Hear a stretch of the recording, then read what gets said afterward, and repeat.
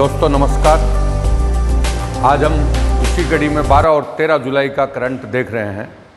12 और 13 जुलाई का करंट देखने का मतलब दोनों दिन का ऐसा है कि संडे बीच में आ गया, तो संडे की भी कुछ न्यूज़ है।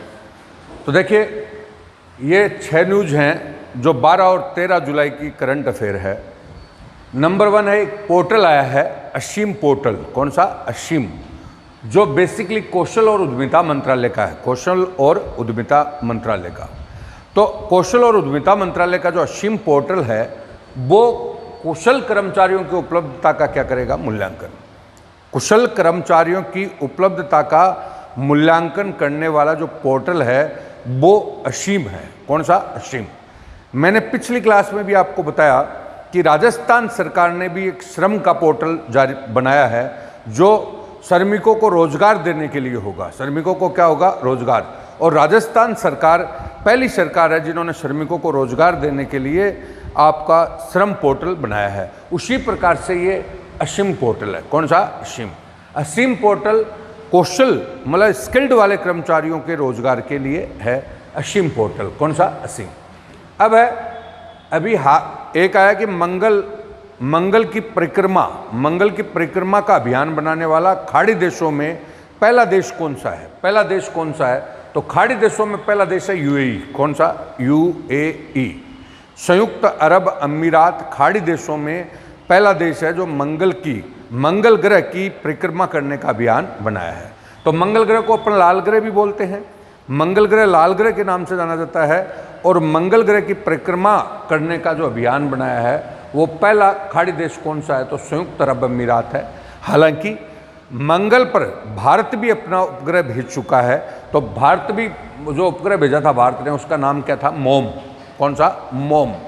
मोम का नाम है Mars orbital mission. Mars orbital mission. तो मैंने वापस बताया, दूसरी जो न्यूज आई है वो मंगल ग्रह की परिक्रमा का अभियान कौन से खाड़ी देश ने, पहला देश है जिसने बनाया है। तो पहला खाड़ी देश आपका है यूएई, संयुक्त अरब अमीरात। संयुक्त अरब अमीरात। और मैं वापस बोल रहा हूं कि मंगल ग्रह की परिक्रमा के लिए कई देश पहले भी, अमेरिका है, रूस है, उन्होंने भी अभियान बनाया है। चीन ने भी बनाया है, अभी हाल ही में चीन ने। लेकिन खाड़ी देशों में पहला देश कौन सा है? संयुक्त अरब अमीरात है। और भारत में इस मतलब अभियान में शामिल है। कौन से में? मंगल ग्रह पर उपग्रह भेजने वाले अभियानों में शामिल है। और मंगल ग्रह पर उपग्रह भेजने वाला जो अभियान था वो भारत का अभियान का नाम था मोम। कौन सा? मोम अभियान था। ये आपकी दूसरी न्यूज है। तीसरी न्यूज है गंगा नदी के सुधार के लिए। गंगा नदी के सुधार के लिए अभी हाल ही में वर्ल्ड बैंक ने $400 मिलियन की सहायता की है। मतलब गंगा नदी के प्रदूषण आदि में सुधार लाने के लिए हाल ही में विश्व बैंक ने $400 की सहायता की है। कितने डॉलर की? $400 मिलियन की। $400 मिलियन की गंगा नदी में प्रदूषण आदि में सुधार लाने के लिए किसने सहायता की है? विश्व बैंक। तो इसके बारे में आगे अपन पढ़ रहे हैं। अभी नेपाल हाल ही में चर्चित है। नेपाल और भारत के संबंधों में खटास भी आ रही है अभी हाल ही में। लेकिन हमारे भारत की सहायता से नेपाल में एक संस्कृत विद्यालय खोला गया है, सप्तमयी गुरुकुल संस्कृत विद्यालय। सप्तमयी गुरुकुल संस्कृत विद्यालय। सप्तमयी गुरुकुल संस्कृत विद्यालय खोला गया है। कहाँ पर? नेपाल में। जो किसके सहयोग से है? भारत के। एक चौथी न्यूज आपकी है। पांचवी न्यूज अगर अपन बात करें तो सबसे बड़ी नर्सरी बनाई गई है। सबसे बड़ी क्या बनाई गई है? नर्सरी। तो सबसे बड़ी नर्सरी भारत की, पेड़ पौधों के लिए जो नर्सरी बनाई गई है, सबसे बड़ी नर्सरी भारत की राजमुंद्री आंध्र प्रदेश में बनाई गई। कहाँ पर? राजमुंद्री आंध्र प्रदेश। राजमुंद्री आंध्र प्रदेश। और छठी जो बात आ जाई है कि सुप्रीम कोर्ट ने अपना एक फैसला दिया है कि केरल में जो पद्मनाभन मंदिर है, केरल में कौन सा मंदिर है? पद्मनाभन। देखो, ये क्वेश्चन कल्चर में पूछ लिया जाता है कि पद्मनाभन मंदिर कहाँ पर है। तो केरल में जो पद्मनाभन मंदिर है उस पर विवाद चल रहा था। तो सुप्रीम कोर्ट ने फैसला दिया है कि त्रावणकोर, वहाँ का त्रावणकोर राजवंश है, उसी का उस पर अधिकार बरकरार रहेगा। त्रावणकोर राजवंश का ही अधिकार क्या रहेगा? बरकरार। अभी अधिकार वाली बात इतनी इंपॉर्टेंट नहीं है जितना जैसे कई परीक्षाओं में आ जाता है। अभी पद्मनाभ मंदिर का संबंध कहाँ से है, तो पद्मनाभ मंदिर कहाँ पर है, केरल। आपको पता भी है केरल में एक प्रसिद्ध मंदिर और था सबरीमाला, कौन सा, सबरीमाला, तो सबरीमाला मंदिर भी कहाँ पर है, केरल। तो ये जो मंदिर वगैरह है तो कल्चर का क्वेश्चन है, इंडियन कल्चर का क्वेश्चन है, तो कई बार पूछ लिया जाता है। तो वापस एक बार बोल रहा हूँ, आज के परिप्रेक्ष्य में, कल और आज के परिप्रेक्ष्य में हमारे पास 6 न्यूज़ थी। कितनी न्यूज़ है, 6। पहला है, एक पोर्टल आया है कौशल एवं उद्यमिता मंत्रालय का जो पोर्टल है उसका नाम क्या है, असीम। कौन सा, असीम, जो स्किल्ड मतलब जो कर्मचारी हैं वो उपलब्ध करवाएगा, मतलब जो कौशल, जो हुनरमंद कर्मचारी हैं वो उपलब्ध करवाएगा, असीम पोर्टल। कौन सा, असीम।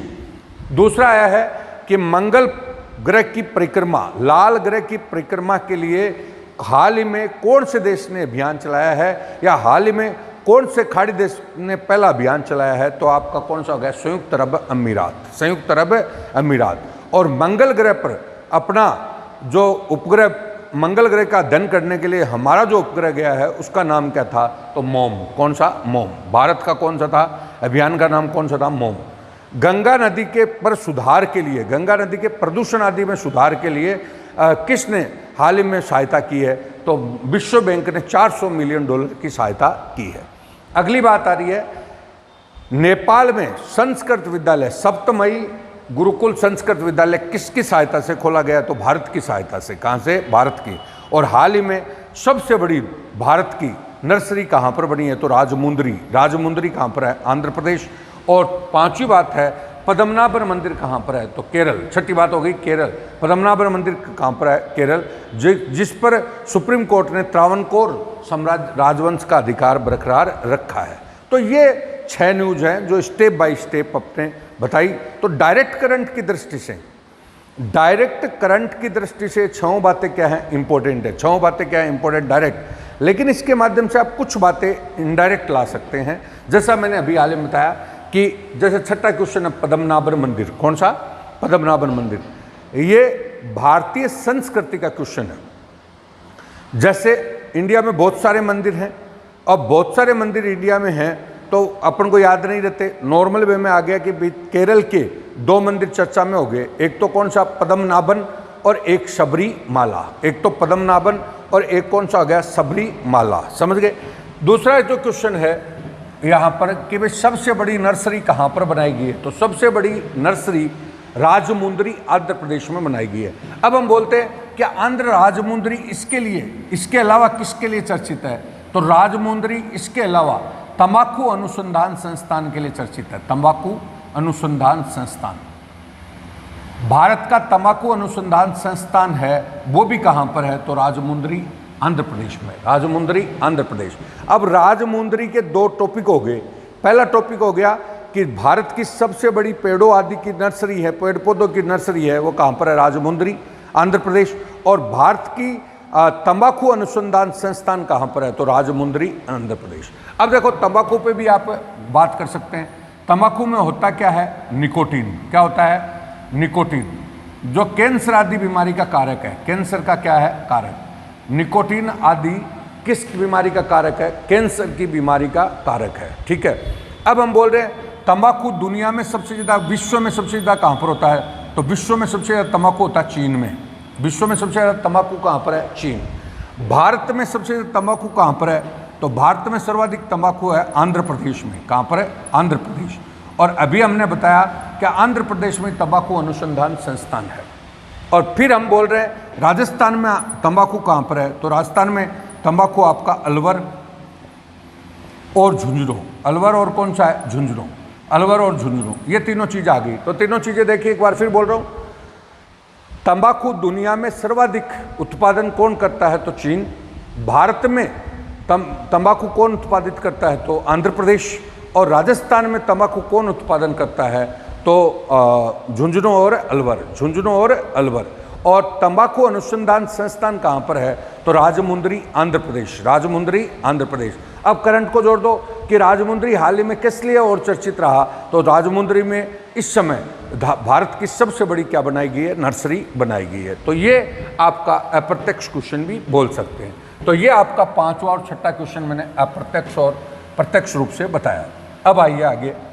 अब देखिए, सप्तमई गुरुकुल संस्कृत विद्यालय, सप्तमई गुरुकुल संस्कृत विद्यालय कहाँ पर खोला गया है? कहाँ पर खोला गया? नेपाल में। कहाँ पर? नेपाल। और नेपाल में जो खोला गया वो किसके सहयोग से खोला गया? भारत के। अब भारत और नेपाल की संस्कृति मिलती है, तो नेपाल के बारे में हम थोड़ी सी बात करें। देखिए, नेपाल की राजधानी कहाँ पर है? काठमांडू, नेपाल। काठमांडू राजधानी कौन सी होगी? काठमांडू, नेपाल। राजधानी होगी काठमांडू, समझ गए? अब यहाँ पर नेपाल का संबंध हमारे यहाँ पे कौन से राजवंश से रहा है? तो मेवाड़ राजवंश से। मतलब नेपाल में हमारे मेवाड़ का एक वंश, मेवाड़ राजवंश ने जाकर शासन स्थापित किया था। तो मेवाड़ का संबंध राजस्थान के कौन से राजवंश से संबंध रहा है? तो राजस्थान के मेवाड़ से नेपाल का संबंध रहा है। और नेपाल की राजधानी कौन सी है? तो काठमांडू, नेपाल। काठमांडू, नेपाल। अब काठमांडू किसके लिए चर्चित है? तो आपका पता है, एक तो पाशुपतिनाथ मंदिर है, पाशुपतिनाथ मंदिर। तो पाशुपतिनाथ मंदिर कहाँ पर है? काठमांडू, नेपाल। वही फिर जोड़ सकते हैं, पाशुपतिनाथ मंदिर कहाँ पर है? काठमांडू, नेपाल। और राजस्थान में पाशुपतिनाथ की शाखा जो है वो आपका कहाँ पर है? मेवाड़। कहाँ पर है? मेवाड़। और मेवाड़ में कौन सा मंदिर है? ये एकलिंग मंदिर। कौन सा? एकलिंग। एकलिंग मंदिर जो है वो बेसिकली लाकुलिश मंदिर भी बोलते हैं इसको। कौन सा मंदिर? लाकुलिश। लाकुलिश मंदिर भी बोलते हैं। कौन सा मंदिर बोलते हैं? लाकुलिश मंदिर भी बोलते हैं। कौन से मंदिर को? एकलिंग जी के, एकलिंग जी के मंदिर को। और ये पाशुपतिनाथ संप्रदाय की गद्दी है। पाशुपतिनाथ, पाशुपति संप्रदाय की क्या है? गद्दी। तो देखिए, दोनों चीज़ें जुड़ गई। पाशुपति संप्रदाय की गद्दी पीठ कहाँ पर हो गई? मेवाड़। कहाँ पर? मेवाड़। अब मैं वापस एक बार बोल रहा हूँ कि नेपाल हमारी भारतीय संस्कृति से जुड़ा हुआ है। नेपाल भारतीय संस्कृति से जुड़ा हुआ है। नेपाल राजस्थान के कौन से राजवंश से जुड़ा हुआ है? तो मेवाड़ से। मेवाड़ राजवंश से जुड़ा हुआ है। अब हम बोल रहे हैं नेपाल की राजधानी कौन से? काठमांडू। काठमांडू में प्रसिद्ध मंदिर कौन सा है? पाशुपतिनाथ मंदिर है। पाशुपतिनाथ मंदिर का ही हमारे यहाँ पे शाखा कहाँ पर हो गई? तो मेवाड़ में। तो मेवाड़ में पाशुपति संप्रदाय जो है उसकी गद्दी कहाँ पर है? एकलिंग मंदिर। कौन सा मंदिर? एकलिंग। एकलिंग मंदिर को ही हम कौन सा मंदिर बोलते हैं? लाकुलिश मंदिर बोलते हैं। लाकुलिश मंदिर बोलते हैं। इसके अलावा काठमांडू आपका किसके लिए चर्चित है? तो यहाँ पे सार्क, दक्षेश का मुख्यालय है। दक्षेश मुख्यालय आपका कहाँ पर है? काठमांडू। दक्षेश, दक्षेश आप जान गए होंगे। सार्क दक्षिण एशियाई देशों का जो समूह है भाई, दक्षिण एशियाई क्षेत्रीय सहयोग संगठन है, जहाँ जिसको अपन क्या बोलते हैं? दक्षेश। क्या बोलते हैं? Dakshesh. SAARC, South Asia Association Regional Corporation, तो सार्क बोलते हैं। सार्क का या दक्षेश का मुख्यालय आपका कहाँ पर हो गया? काठमांडू। और इसमें सदस्य देश कौन से हैं? तो भारत और भारत के कुछ पड़ोसी हैं। 8 देशों का क्या है? समूह है। कितने देशों का? 8। दक्षेश में कुल देश कितने थे? 8। कौन थे? 8। तो ये 8 देशों का समूह है जिसका मुख्यालय आपका कहाँ पर है? काठमांडू, नेपाल में। काठमांडू, नेपाल। नेपाल इसके अलावा किससे वंश से जुड़ा हुआ है? तो आपको पता है, नेपाल हमारे बौद्ध धर्म और मौर्य वंश से भी जुड़ा हुआ है। बौद्ध धर्म और किससे? मौर्य वंश। लुम्बिनी नेपाल में, लुम्बिनी नेपाल में महात्मा बुद्ध का क्या हुआ? जन्म। महात्मा बुद्ध का क्या हुआ? जन्म। महात्मा बुद्ध का जन्म आपका कहाँ पर है? लुम्बिनी, नेपाल। दूसरी अपन आगे वर्ड बोल रहे हैं। लुम्बिनी नेपाल के बाद रुमनदेई शिलालेख। कौन सा शिलालेख? रुमनदेई। तो रुमनदेई शिलालेख किससे रिलेटेड है? रुमनदेई शिलालेख। तो रुमनदेई शिलालेख आपका नेपाल में है, जो मौर्य नीति के बारे में वर्णन करता है। मौर्यों की नीति के बारे में क्या करता है? वर्णन। वापस बोल रहा हूँ, नेपाल हमारी भारतीय संस्कृति से पूरा जुड़ा हुआ है। नेपाल की राजधानी काठमांडू के बारे में मैंने अभी बताया। इसके अलावा लुम्बिनी नेपाल में महात्मा बुद्ध का क्या हुआ? जन्म। रुमनदेई शिलालेख, कौन सा शिलालेख? रुमनदेई। रुमनदेई शिलालेख कौन से शासन के बारे में बताता है? तो मौर्य नीति का उल्लेख कौन से शिलालेख में मिलता है? रुमनदेई। कौन सा? रुमनदेई शिलालेख में मिलता है। तो इस प्रकार से आप नेपाल को भारत के साथ जोड़ सकते हो। और हमने करंट किस लिए बताया? करंट इसलिए बताया कि हाल ही में वहाँ पर भारत के सहयोग से एक संस्कृत विद्यालय, सप्तमई गुरुकुल विद्यालय खोला गया है। ये टोटल आपकी बात आती है। बिल्कुल क्लियर है। अब आगे बढ़िए। अब देखिए, विश्व बैंक के सहयोग से अपन ने गंगा नदी में सुधार के लिए बात करी है। अब गंगा के बारे में बात करें तो गंगा के बारे में हम बात करें, देखिए विश्व बैंक के सहयोग से सुधार के लिए बात करी गई है। देखिएगा, मेरा कहने का तात्पर्य है गंगा नदी। अब गंगा नदी देखिए, गंगा पहला प्रश्न है, हमारी राष्ट्रीय नदी है, राष्ट्रीय नदी है। बाद में सबसे लंबी नदी है, सबसे लंबी नदी है, भारत की सबसे लंबी नदी। बाद में पवित्र नदी है, और गंगा डॉल्फिन है, गंगा डॉल्फिन, जिसको राष्ट्रीय जीव बोलते हैं। कौन सा? राष्ट्रीय जीव। चलो, तो पहला प्रश्न हो गया कि हमारी राष्ट्रीय नदी कौन सी? गंगा। राष्ट्रीय नदी कौन सी है? गंगा। और सबसे लंबी नदी देश की कौन सी है? गंगा। सबसे लंबी नदी कौन सी है? गंगा। बाद में हम बोल रहे हैं भारत की पवित्र नदी भी कौन सी है? गंगा। और गंगा में जो डॉल्फिन मिलती है उसको गंगा डॉल्फिन बोलते हैं। तो गंगा डॉल्फिन आपके को कौन सा जीव घोषित किया? राष्ट्रीय जीव। कौन सा जीव? राष्ट्रीय जीव।